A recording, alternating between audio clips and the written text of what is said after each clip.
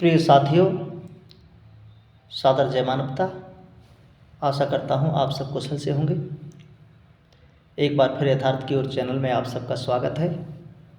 आज हम भाग 3 शास्त्रों का यथार्थ ज्ञान भाग 3 में चर्चा करेंगे कि अगर सभी शास्त्र काल्पनिक हैं तो क्या कोई महापुरुष हुआ ही नहीं?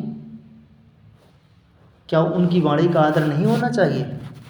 तो उसका उत्तर यह है कि जग भय महापुरुष बहु ज्ञानी और जग कल्याण हेतु कही वाणी। संसार में बहुत महापुरुष पैदा हुए, कवि पैदा हुए, संत, महात्मा, पैगंबर, ऐसे हजारों लाखों की संख्या में महापुरुष पैदा हुए और उन्होंने सत्य को जाना।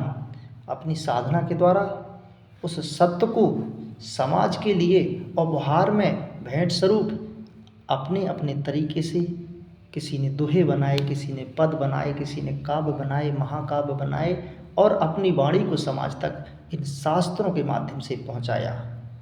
सो वही ज्ञान सदा सुखदाई, बढ़े परस्पर मानवताई। जो उन्होंने हमें जीवन के सूत्र दिए वह ज्ञान सदा ही सुखद है, कल्याणकारी है। वह ज्ञान आपको अंधविश्वास में नहीं डालता। बढ़े परस्पर मानवताई, वह मानवता एवं भाईचारे से भरा है, वह परस्पर प्रेम और सौहार्द से भरा है। ऐसा ज्ञान जो शास्त्रों में वर्णित है, परंतु विडंबना यह है कि ऐसे ज्ञान का माध्यम बनाकर लोगों ने उनमें बहुत प्रकार के अंधविश्वास, पूजा पद्धतियाँ, पाखंडवाद, तांत्रिकवाद, न जाने क्या क्या भर दिया कि ऐसे महापुरुषों की वाणी तो उन्हीं में छिप के रह गई और दुकानदारी की, ठगोरी के बहुत से दाव पेच सामने आ गए।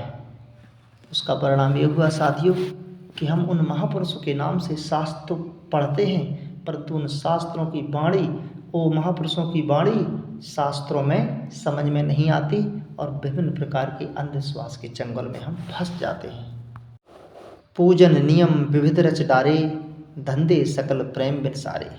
उन शास्त्रों में इतनी प्रकार की पूजा पद्धतियाँ, नियम, नाना प्रकार के जो है यज्ञ, हवन, कहाँ तक वर्णन करूं। धंधे सकल प्रेम बिन सारे। वो जितने भी नियम हैं, जितने भी अनुष्ठान हैं, जितनी भी पूजा पद्धतियाँ हैं, कहीं स्वर्ग के नाम पर, कहीं फल के नाम पर, कहीं आपका कल्याण हो जाएगा, कहीं आपकी नौकरी लग जाएगी, कहीं आपके यहाँ संतान हो जाएगी, कहीं आपका धंधा बिजनेस में बहुत लाभ हो जाएगा। ऐसे नाना प्रकार के जो है उसमें अपने स्वार्थ के लिए सूत्र बना दिए गए जो पूर्णतः पूरी तरह धंधे हैं, जो दिन रात आपका शोषण कर रहे हैं।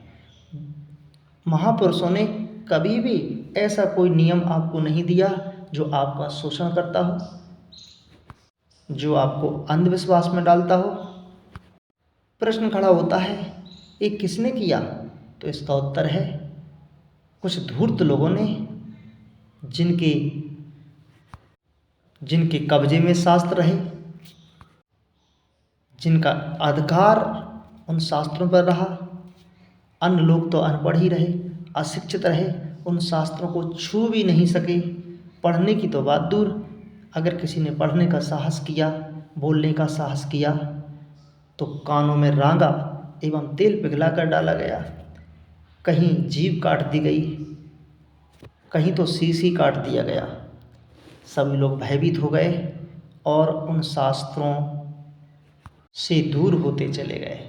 तो साथियों, आपने जाना कि कोई भी शास्त्र द्वारा नहीं है, सब में महापुरुषों की वाणी है, परंतु ढूंढना आपको है, निर्णय करना आपको है, छानना आपको है कि महापुरुषों की वाणी कौन है और अंधविश्वास, अश्रद्धा भरे श्लोक, काव्य, कविताई वह कौन है जो आपको मूर्ख बनाती है, शोषण करती है। आज के लिए इतना ही साथियों। शास्त्रों का यथार्थ स्वरूप भाग 4 को देखें, उसमें इससे आगे की चर्चा होगी। चैनल को सब्सक्राइब करें, लाइक करें एवं शेयर करें। सादर सभी को जय मानवता। धन्यवाद।